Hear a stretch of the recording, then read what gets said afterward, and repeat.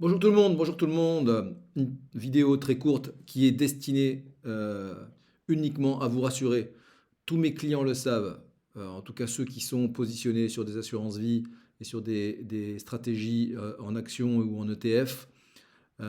C'est pas le moment de céder à la panique, surtout qu'il n'y a aucune raison, on va le voir ensemble. Alors, vous avez entendu parler de la faillite de SVB. SVB, c'est une banque, hein, donc Silicon Valley Bank, c'est la banque des entreprises de la Silicon Valley, entre guillemets, hein, et des fonds d'investissement. Donc, c'est une banque qui finance des gros clients. Alors, par rapport à cet événement récent, eh bien, la question que pose la journaliste, c'est votre compte en France est-il protégé d'une banqueroute bancaire? Donc le défaut de la Silicon Valley Bank alimente la crainte du risque de contagion. Donc là aussi, hein, euh, alimenter la peur, les journalistes adorent faire ça, c'est vraiment. Bon, bref, je passe rapidement. Donc, pour l'éviter, le fonds de garantie américain est à l'offensive. En France, comment serait gérée la faillite d'un établissement financier? Tous les clients seraient-ils logés à la même enseigne? L'essor des néobanques et désormais des cryptobanques interroge les mécanismes de protection actuels.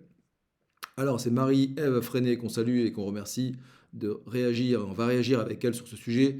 Donc, depuis le 10 mars, hein, vous avez entendu parler de ce sujet. Donc, la banqueroute de la Silicon Valley Bank, l'établissement bancaire plébiscité par l'écosystème de la tech aux États-Unis, c'est ce que je vous disais, et la plus grosse faillite bancaire depuis la crise des subprimes depuis 2008. Effectivement, donc ça peut faire peur. Et elle ne fait pas trembler que les marchés américains. Aujourd'hui, 13 mars à 15 heures, la bourse de Paris reculait de près de 3%. Malgré les propos rassurants du ministre de l'économie Bruno Le Maire sur France Info ce matin, 13 mars, qui ne voit pas de risque de contagion. Donc, répétons-le avec lui. Donc, même si c'est un politicien et tout comme les banquiers, disons que ce pas les personnes en qui je vais placer ma confiance en tout premier lieu. Donc, pas de risque de contagion. C'est aussi, en tout cas, sur les banques françaises, il n'y a aucune raison qu'on soit touché pour le moment. Les investisseurs restent fébriles. Ben oui, donc là, c'est une question de mindset, hein. Soit vous avez un mindset, vous êtes formé, et vous savez comment ça va se passer de manière générale. On ne dit pas qu'il ne peut pas y avoir ce qu'on appelle de signe noir. Mais généralement, on est suffisamment fort mentalement et dans sa tête pour savoir que tout ça, ce sont des événements qui viennent égréer la vie des marchés financiers, la vie des banques et la vie des investissements et des placements. Donc, pour autant, le gouvernement a pris des mesures exceptionnelles, enfin la Banque fédérale, pour limiter les répercussions de cette faillite.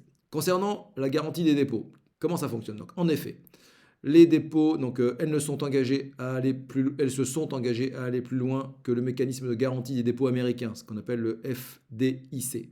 En cas de faillite, celui-ci rembourse les avoirs perdus à hauteur de 250 000 dollars par client et par banque. Sauf que là, comme on est face à une très grosse banque avec des très gros clients, eh bien, ça dépasse largement les avoirs qu'ils ont sur les comptes. Or, la grande majorité des clients, c'est ce qu'ils expliquent là, de la SVB, 96%, comme le rapporte l'AFP, détenaient plus de 250 000 dollars d'avoirs. De son côté, la Banque centrale américaine, la Fed, s'est engagée à prêter aux banques qui auraient des difficultés à honorer les demandes de retrait d'argent de leurs clients. Cette initiative de la Fed est-elle le signe que le fonds de garantie était insuffisant? Alors, on va se poser des questions. Donc, pour Thierry Dissot, président du directoire du Fonds français de garantie des dépôts et de résolution, le FGDR, cette décision s'inscrit d'abord dans une stratégie de communication, et oui, c'est de la pure com là, hein, visant à rassurer les parties prenantes. Ce qui est pas mal quand même, parce que dans ces moments-là, il faut rassurer la masse qui a investi, qui est dans des banques.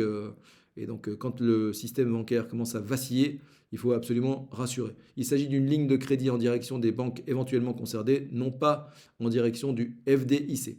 Il est probable que cette ligne n'a en fait pas vocation à être utilisée, ne sera que transitoire et n'a été mise en place face à une réaction de peur incontrôlée que pour passer rapidement aux déposants américains le message simple qu'ils ne sont pas à risque, indique-t-il aux Échos ce 13 mars.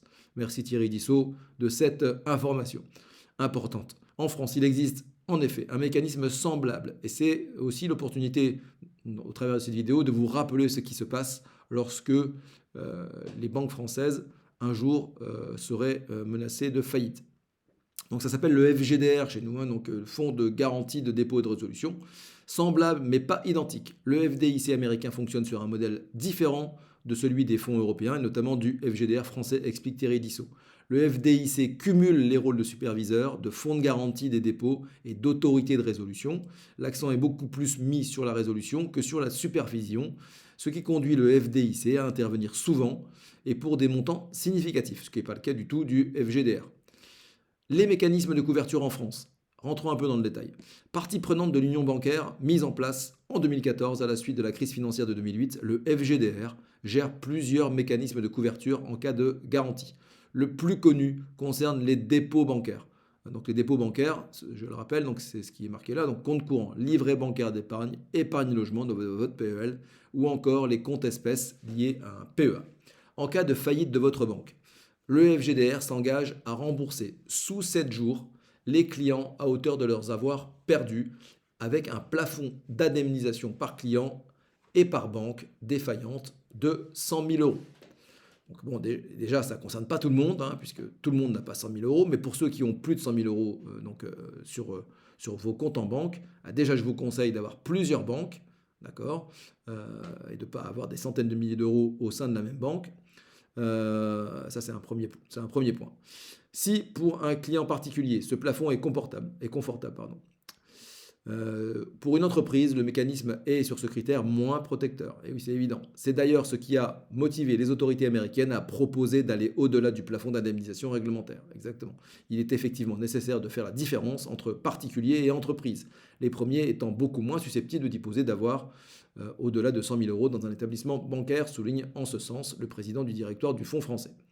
Outre la garantie des dépôts, le FGDR pilote aussi la garantie des titres pour couvrir la disparition des actions, des obligations et autres fonds d'investissement, ainsi que la garantie des cautions.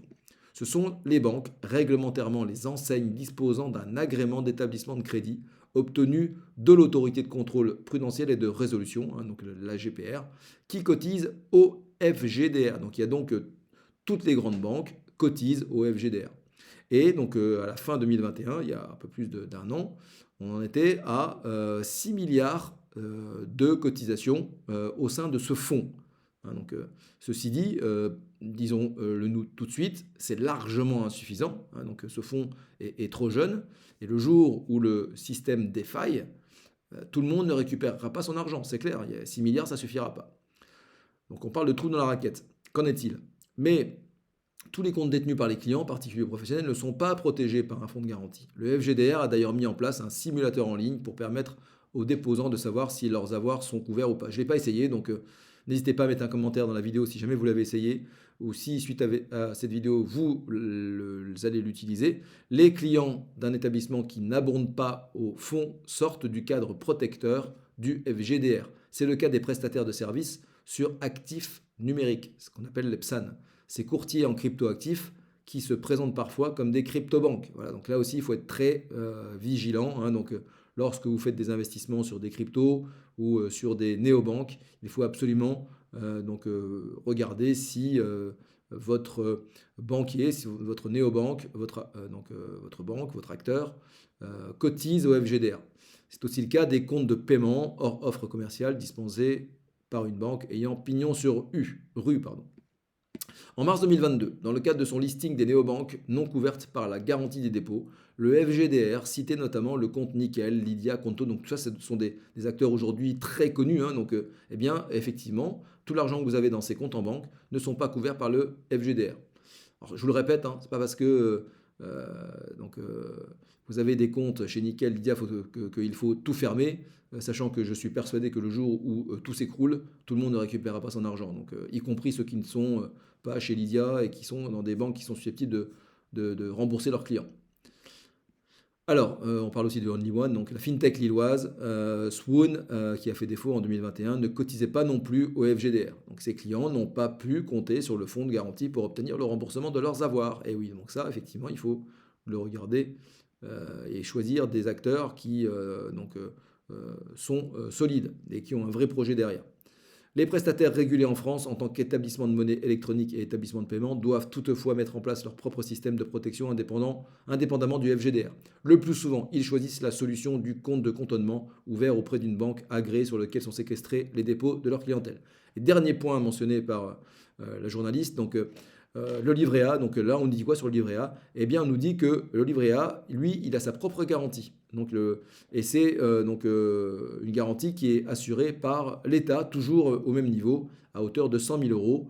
Et ces 100 000 euros concernent donc tous les livrets bancaires réglementés, livret A, livret de développement durable et solidaire et livret d'épargne populaire.